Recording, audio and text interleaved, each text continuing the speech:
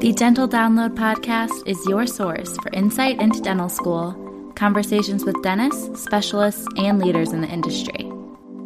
With new episodes every Monday morning, I'm your host, Haley Schultz. Let's get into this week's episode. Hello, everyone. Happy Monday. Welcome back to another episode of the Dental Download Podcast. This week's episode is in good timing, at least for my school structure. We're heading into our weeks of finals. Technically, this week is pre-finals and the next week is finals. However, I have 2 this week and 6 the following week. So they're really both finals week for me. And that's why I made the topic of this week's episode, how to get through exam week, tips for exam week, tips for finals, basically just my guide to dental school exam weeks. So it's going to kind of look at the mental health aspect of things, study tips, and just taking care of yourself. So I have 10 tips that I'll share in this episode. Before I do that, I thought I would quickly recap this past week. It really was a pretty light week, other than having our final practical for D2 Fall Sim Lab, which was a crown prep of 13 and the provisional restoration for that. I think it went really well, which is in contrast to the last practical that had a provisional, which was of tooth number 3, I think, or 30. It was 30, actually. And that one, I felt really good about the prep. I think I got an A- on it. And coming out of the provisional, I felt awful about it. I didn't think I failed per se, because the only reason they really fail you is if your occlusion is too high. And to make my occlusion not too high, I reduced so much of the tooth structure that the anatomy looked off and it just was ugly, quite frankly. Like, I wasn't happy with the aesthetics of it. So I was just not proud of that practical, but I still ended up passing it. I think I got a B+, so it actually turned out better than I thought, but still I wasn't proud of my own work and it just wasn't a positive experience. But then in contrast, this most recent practical I think went really well. Since it just happened last week, I obviously don't know my grade yet, but I felt really good about it. And then Thursday and Friday, I didn't do too much for school, mostly took it off and was just spending time with my boyfriend and giving myself a little bit of a break. That way I could be fueled up for finals week. And I also had my COVID booster vaccine, so that kind of knocked me out a bit on Friday. And I do have a bit of a cough right now, so that's been impeding my sleeping a little bit. So I literally just had to stop that past clip because I ended up coughing, if that's any indication how I'm doing. But honestly, I think this week of finals should go okay since it's just 2. I have 1 tomorrow morning on Monday, and then I have 1 on Friday for dentures. The one on Monday is for GI system, which I got an A on the midterm, and our grade is just a midterm and a final. So I'm assuming I'll probably get a B or an A on this and do fine in the class because it's pretty straightforward. And then I have 2 doctor's appointments this week and just really studying for finals. We have Sim Lab still Monday and Wednesday. Our last 2 sessions of the semester, we're working on complex composites. Not fully sure what that means. I know it's going to involve like pins, but I really don't know what that's going to look like. I'll definitely be posting on my Instagram. So my Instagram for dental school is at Haley Schultz Dental, separate from the podcast Instagram at Dental Download Podcast. So if you want to see what's going on in dental school, you should follow my actual Instagram page versus the podcast page, just to keep you updated with the podcast specifically. But that's really everything for this week. Just the 2 finals, studying for finals, some doctor's appointments, and our last sessions of Sim Lab. With all that being said, let's get into the main episode with my tips for finals week or exam weeks in dental school.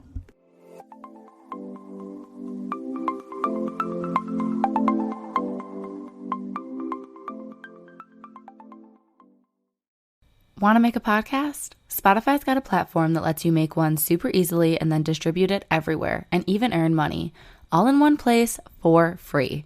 It's called Spotify for Podcasters. Here's how it works. Spotify for Podcasters lets you record and edit podcasts right away from your phone or computer, so no matter what your setup is like, you can start creating today. Then you can distribute your podcast to Spotify, but also everywhere else podcasts are heard. Video podcasts are also available, and you can earn money in a variety of ways, including ads and podcast subscriptions. Did I mention it is totally free, no catch? I've been using Spotify for podcasters since the very beginning of my show, and now we're nearing our 200th episode. So I can definitely say it's an easy platform, and I've really loved using it. So be sure to download the Spotify for Podcasters app or go to www.spotify.com/podcasters to get started.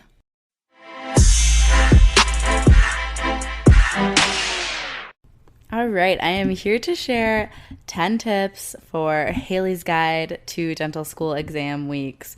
So the first thing that I think is helpful for getting through a tough, busy week is having something to look forward to, whether that's at the end of exams, if you're going home to see family, going to see friends or loved ones, or if you're just giving yourself a treat like a shopping spree or a night in at home, like whatever you like to do. Have something to look forward to at the end of exams, or ideally, especially if you have a week structured like me where it's 2 weeks of exams, even give yourself something to look forward to in the middle. Like for me, I'll probably bake some Christmas cookies over the weekend in between my 2 exam weeks, and that's something I'm really excited about as a nice break and 2 for 1 because I'll have a little study snack too.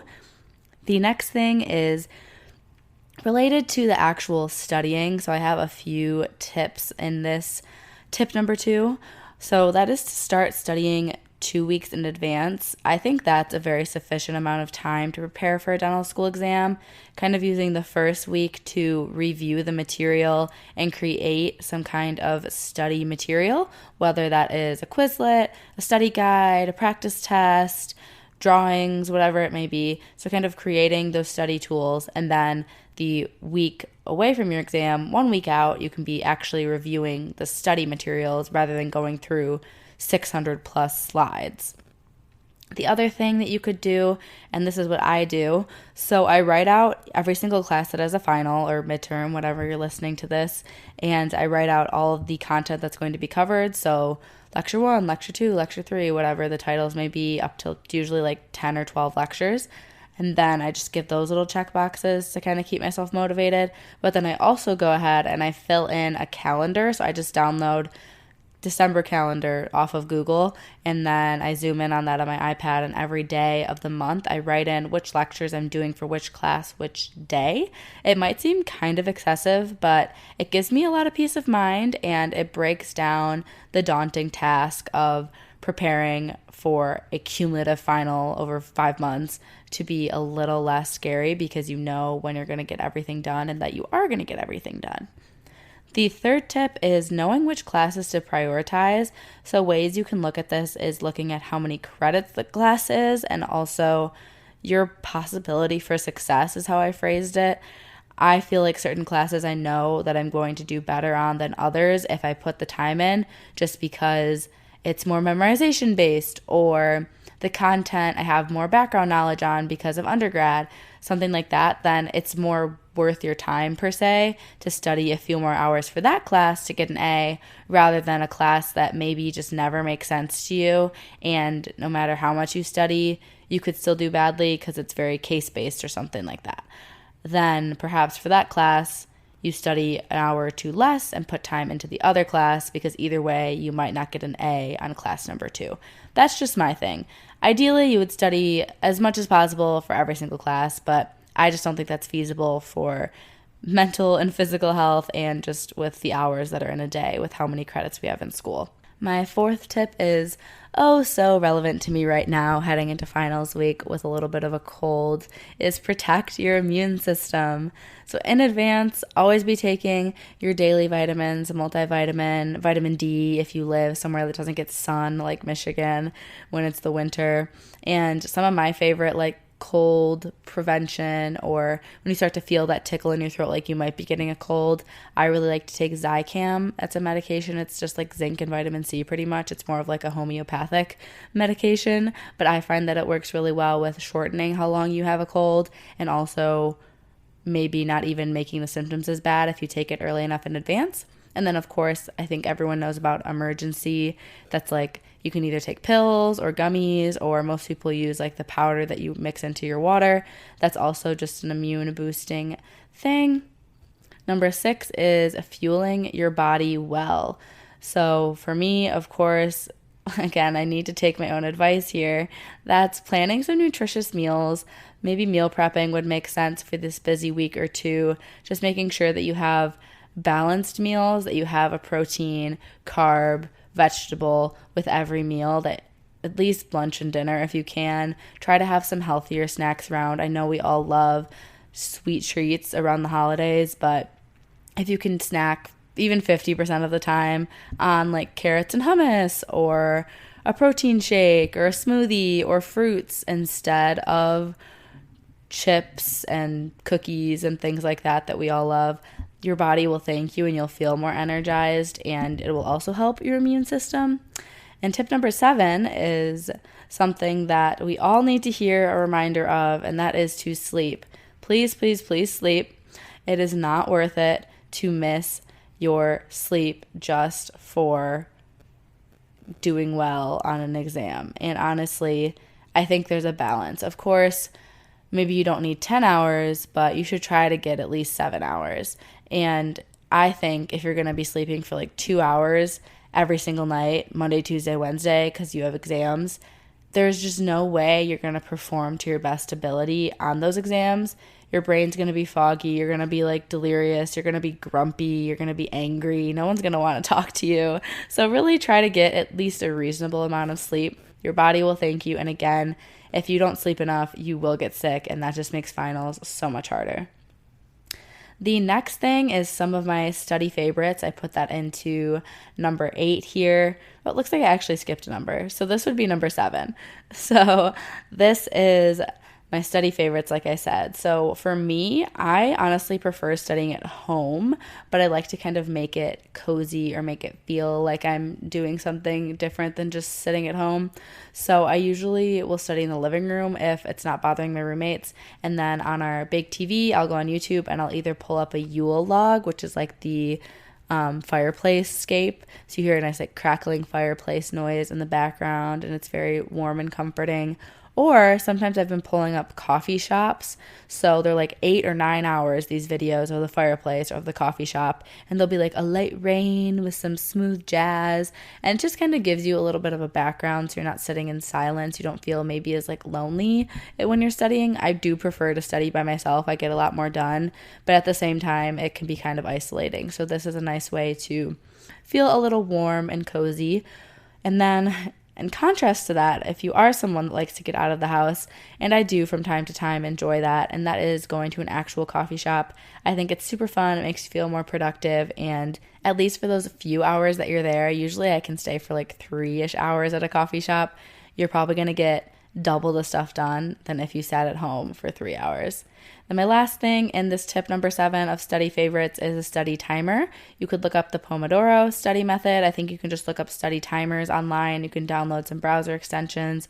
You can just do it on your phone. You can just do it with a timer that comes up when you press Google and press timer. Lots of options, things that are free or things that you could pay for, like the Forest app is another kind of study timer.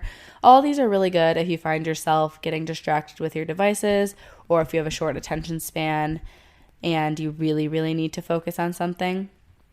Tip number 8 is more on the mental health aspect of things, and that is don't wait for a crisis to get help.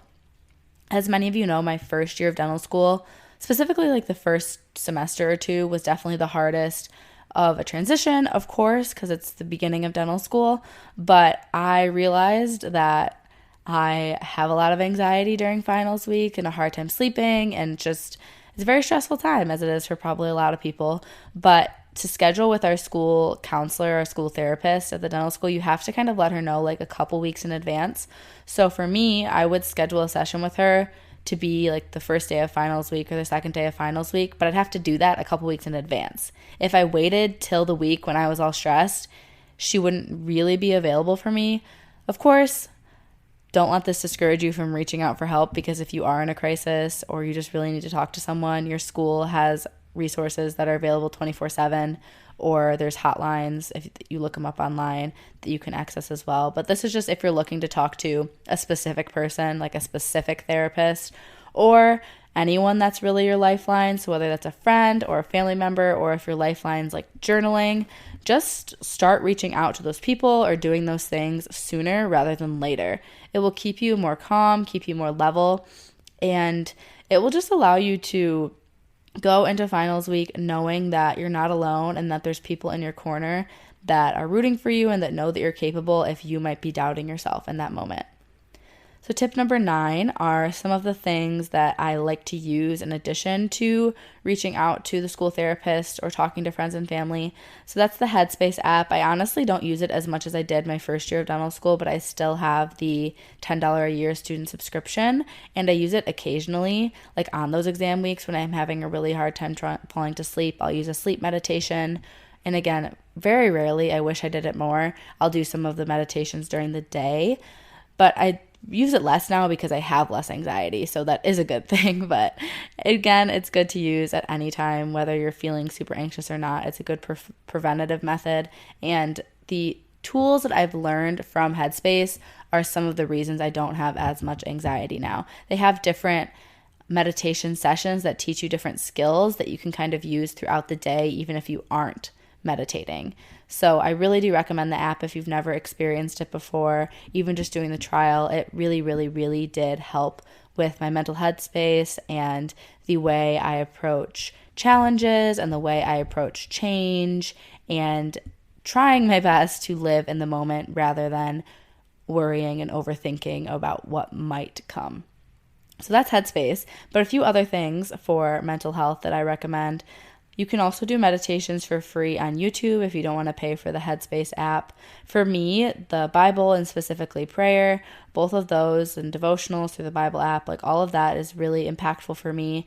Whatever your belief system is, whether that's like a 5-minute journal or whether that's praying to whatever you believe in, I find that that's honestly the biggest thing that helps shape my perspective and helps me calm down when nothing else seems to be working, because it just reframes everything to say, honestly, so much of this is out of my control in the bigger picture of life, and I can only do so much with the time that I'm given, the resources that I'm given, and if I feel like I'm doing my best, I shouldn't be worried. I shouldn't feel guilty. I shouldn't have to be stressed, because I'm going to study, I'm going to prepare, and at the end of the day, that's all I can do. And you have to trust that whatever power you believe in is going to put your life on the right path, regardless of how exactly you do on a final exam. So that was kind of preachy, but that was honestly the biggest thing for me for my mental space, even more than Headspace, is just like my faith and relying on God for trusting in His plan. And the last couple things I put on here that I like to do to improve my mental health when I'm having a hard time during exam weeks is taking a walk or moving your body somehow, even if you can't get to a gym or a workout class.